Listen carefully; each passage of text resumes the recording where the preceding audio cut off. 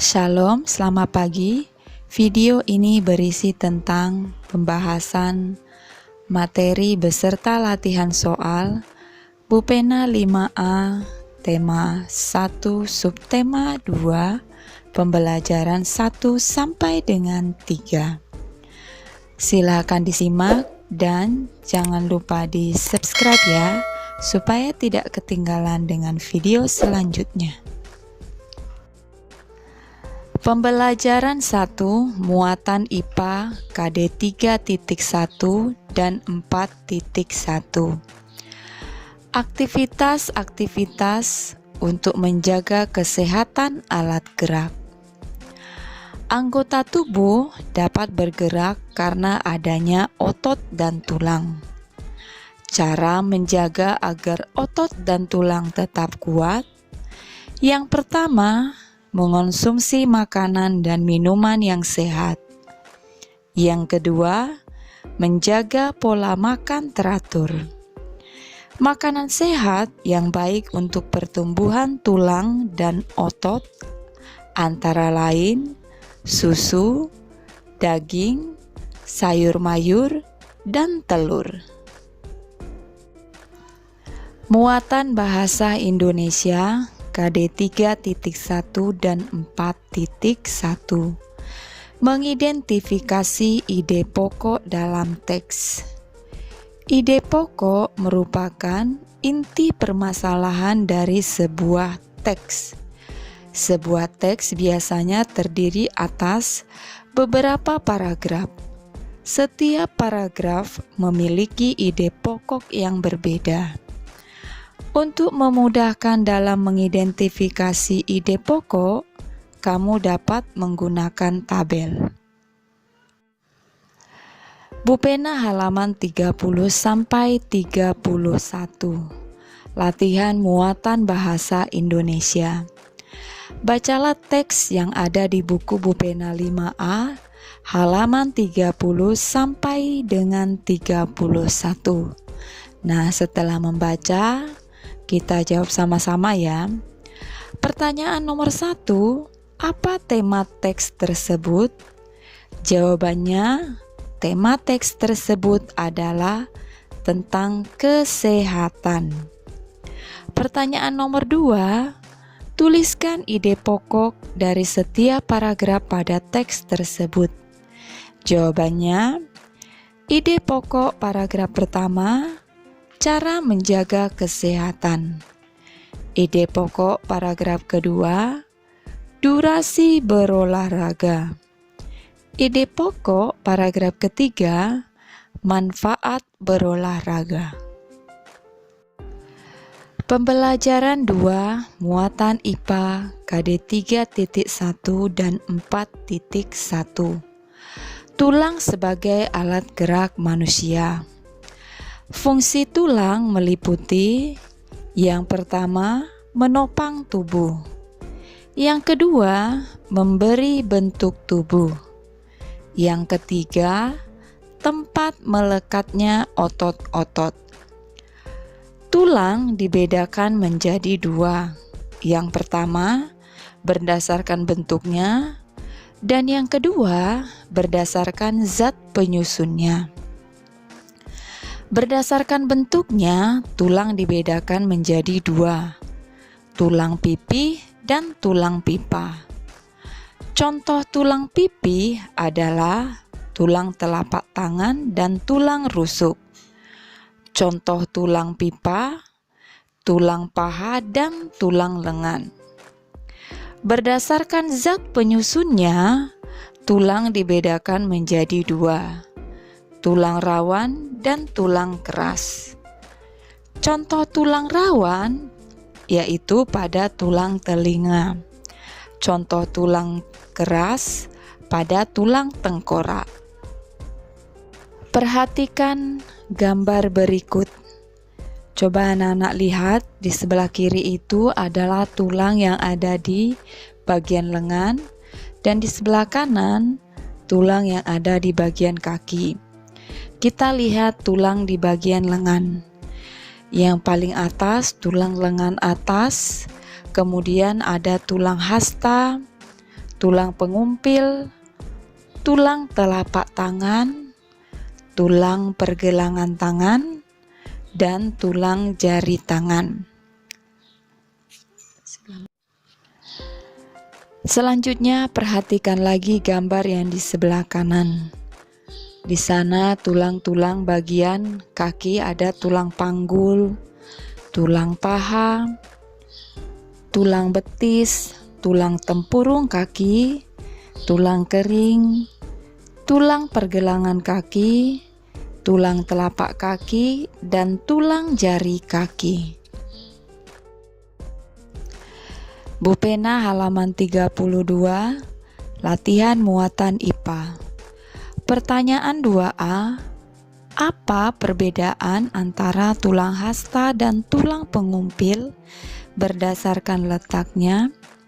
Jawaban, tulang pengumpil terletak di sisi lateral tulang hasta atau ulna, sedangkan tulang hasta atau ulna merupakan tulang panjang di bagian medial lengan bawah. Pertanyaan 2B, apa perbedaan antara tulang betis dan tulang kering berdasarkan ukurannya? Jawabannya, tulang kering lebih besar daripada tulang betis. Pertanyaan 2C, bagaimana bentuk tulang paha? Jawabannya, bentuknya seperti pipa. Pertanyaan 2D, tulang apa saja yang memiliki bentuk yang sama dengan tulang paha? Jawabannya, tulang lengan. Muatan SBDP KD 3.1 dan 4.1. Gambar cerita pada cover. Cover adalah tulisan dan gambar yang terdapat di halaman terdepan pada sebuah buku. Gambar cerita pada cover harus mewakili isi dari buku tersebut. Cover buku harus memenuhi unsur-unsur berikut. Yang pertama, jenis huruf pada judul menarik. Yang kedua, kalimat penjelas judul singkat dan mudah dipahami. Yang ketiga, nama penulis. 4. Identitas penerbit. 5. Gambar yang menarik dan sesuai isi. 6. Sinopsis isi buku pada cover belakang. Dan yang ketujuh, identitas buku pada punggung buku. Perhatikan contoh cover berikut. Nah, anak-anak bisa melihat ya. Ini ada identitas buku pada punggung buku, nama penulis, kemudian kalimat penjelas judul, buku penilaian, judul bukunya Bu Pena, kemudian ini gambar cover ya, gambar anak-anak, identitas penerbit, kemudian nama penerbit, ada cover depan, ada cover belakang, dan ini tentang identitas buku, ada pada punggung buku. Bu Pena halaman 34, latihan muatan SBDP.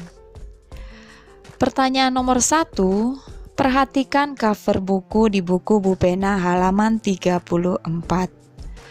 Tuliskan bagian-bagian cover yang ditunjuk pada gambar tersebut. Jawaban, yang pertama itu nama penulis, 2. Judul buku, 3. Kalimat penjelas judul, 4. Gambar cover, 5. Nama penerbit. Pertanyaan nomor 2, menurutmu apakah cover harus dibuat semenarik mungkin? Jelaskan jawabanmu. Jawabannya iya, agar pembaca mau membaca isi buku. Pertanyaan nomor 3, apa yang dimaksud dengan punggung buku? Apa saja yang harus ada di punggung buku? Jawaban, Punggung buku adalah bagian cover buku di antara sisi depan dan belakang buku. Yang harus ada di punggung buku adalah identitas buku. Muatan Bahasa Indonesia KD 3.1 dan 4.1 menentukan ide pokok dalam teks lisan. Teks lisan merupakan teks hasil pembicaraan seseorang ataupun hasil percakapan. Misalnya, percakapan atau teks tulis yang dibacakan oleh gurumu. Cara menentukan ide pokok pada teks lisan. Yang pertama, dengarkan teks dengan sungguh-sungguh. 2. Catatlah permasalahan atau peristiwa yang dibicarakan dalam teks. 3. Tentukan topik serta kalimat utama yang menjadi inti pembicaraan dari teks lisan. Bu Pena halaman 35, latihan muatan bahasa Indonesia. Coba anak-anak dengarkan teks lisan berikut ini. Judulnya, Mengurangi Sampah Plastik. Pencemaran lingkungan yang diakibatkan oleh sampah plastik merupakan masalah lingkungan yang penting. Plastik merupakan sampah yang sulit diurai di dalam tanah. Mari kita bayangkan yang akan terjadi jika sampah plastik terus-menerus kita buang di tanah. Lingkungan kita akan penuh dengan sampah plastik. Kesuburan tanah juga berkurang akibat banyaknya sampah plastik di dalam tanah. Kita harus melakukan berbagai upaya untuk mengurangi sampah plastik. Tujuannya agar tanah tetap subur dan lingkungan kita tetap sehat. Beberapa cara dapat kita lakukan untuk mengurangi sampah plastik. Pertama, saat berbelanja kita membawa kantong belanja dari rumah. Misalnya kantong dari kain. Kantong ini dapat kita gunakan kembali setiap berbelanja. Kedua, kurangi pembelian barang yang dibungkus plastik. Jika tetap harus membeli barang berbungkus plastik, belilah yang kemasan besar agar kemasan plastik tidak banyak. Ketiga, gunakan botol minum yang dapat diisi ulang. Kita kurangi membeli air minum dalam kemasan. Keempat, jangan membuang sampah plastik di sembarang tempat atau membakarnya. Asap pembakaran sampah plastik akan membahayakan kesehatan kita. Buanglah sampah plastik di tempat sampah non-organik. Sampah plastik dapat didaur ulang. Masih ada upaya-upaya lain yang dapat kita lakukan untuk mengurangi sampah plastik. Kewajiban kita semua untuk menjaga lingkungan agar tetap bersih sehingga kesehatan kita tetap terjaga. Pertanyaannya berdasarkan teks lisan tersebut. Yang pertama, sebutkan tema dari teks yang kamu dengar. Jawabannya, kebersihan. Pertanyaan nomor 2, informasi penting apa yang disampaikan dalam teks yang kamu dengar? Jawabannya, pencemaran lingkungan oleh sampah plastik, cara mengurangi sampah plastik, dan kewajiban kita semua menjaga kebersihan. Pertanyaan nomor 3, apa ide pokok dari teks yang kamu dengar? Jawabannya, cara mengurangi sampah plastik. Pembelajaran 3 muatan IPS KD 3.1 dan 4.1, karakteristik geografis Indonesia dalam peta. Peta adalah gambaran seluruh atau sebagian permukaan bumi yang dilukiskan di suatu bidang datar dengan skala tertentu. Terdapat dua macam peta, yaitu peta umum dan peta khusus yang juga disebut peta tematik. Peta umum adalah peta yang menggambarkan suatu daerah secara umum. Peta khusus adalah peta yang menggambarkan hal-hal khusus dari suatu daerah. Misalnya, peta kependudukan Indonesia, peta curah hujan, peta penyebaran hasil pertanian, dan peta persebaran hasil tambang. Bu Pena halaman 36, latihan muatan IPS. Pertanyaan nomor 1, apakah perbedaan antara peta umum dan peta khusus? Jawabannya, peta umum menggambarkan suatu daerah secara umum, sedangkan peta khusus menggambarkan hal-hal khusus dari suatu daerah. Pertanyaan nomor 2, apa yang kamu ketahui tentang peta tematik? Jawaban, peta tematik adalah nama lain dari peta khusus. Peta khusus lebih spesifik dalam menggambarkan hal tertentu. Misalnya peta kependudukan di Indonesia. Pertanyaan nomor 3, tuliskan 3 contoh peta khusus.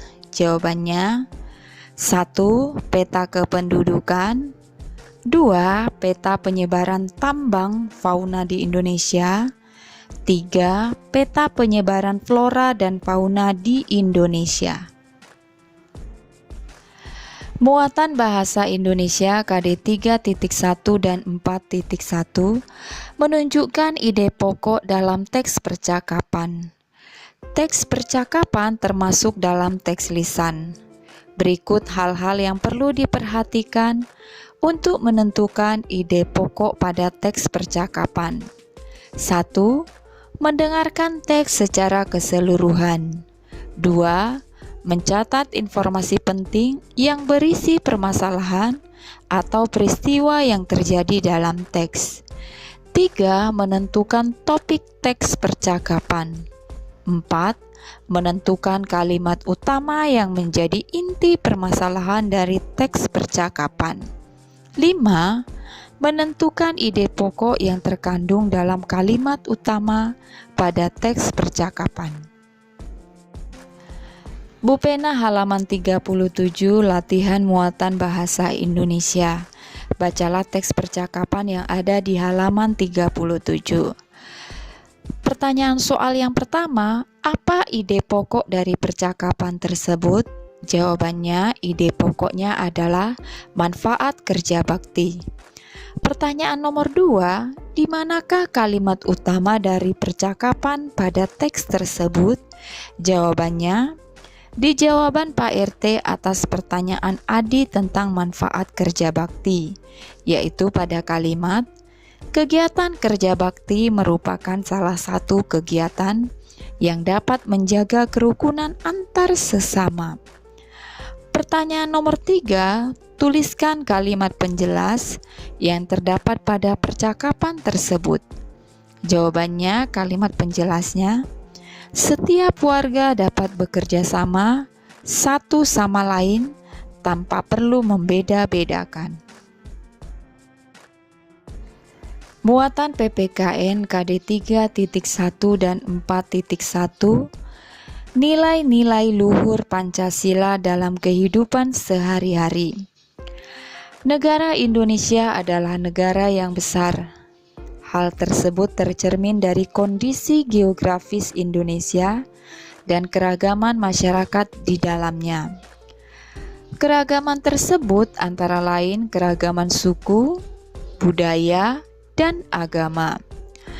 Keragaman tidak membuat Indonesia menjadi bangsa yang terpecah belah, tetapi tetap bersatu dengan berdasarkan nilai-nilai luhur Pancasila.